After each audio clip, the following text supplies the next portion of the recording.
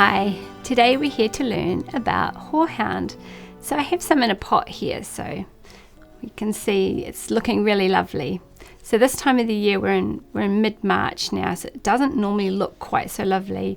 It sort of looks dry and it's quite tall in the field now, and it has these little bitty seed pods in here. So we don't use that. We just would pluck off the top and use that in a tea or whatever we're wanting to use it for. So just remember that I've got some here. You do not want to use it as in a salad or as a cooked vegetable.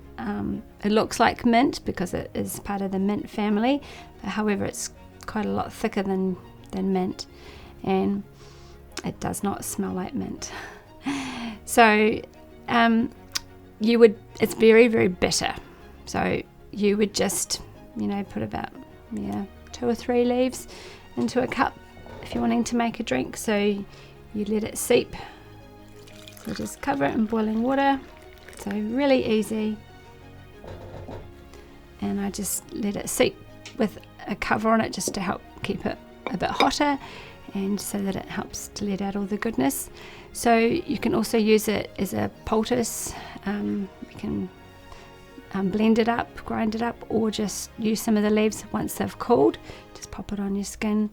So it's quite good for skin irritation. So some of the most well-known things for the Horehound is for the lungs, the respiratory system. So bronchitis, whooping cough. What it does is it helps to bring up all the mucus and the phlegm, the yucky stuff. So it doesn't sound so nice to talk about it, but if you're sick, that's what you actually want.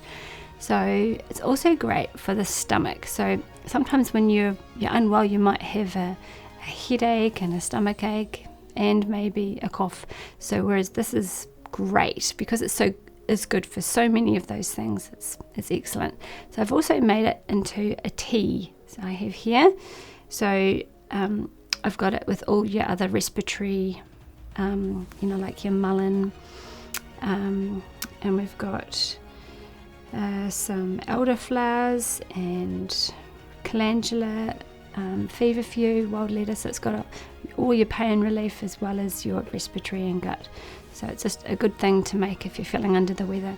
So it's always a good thing to combine your herbs of like properties. So this is what it's like when it's dried. So it's really easy to dry. Always just pluck the tops off. We don't need to use all of the plant. Just pluck off the top because it's the most beneficial. Pop it on a tray, dry it, and then store it for later use. So it's super easy, not a lot to it, and it's not terrible with bugs.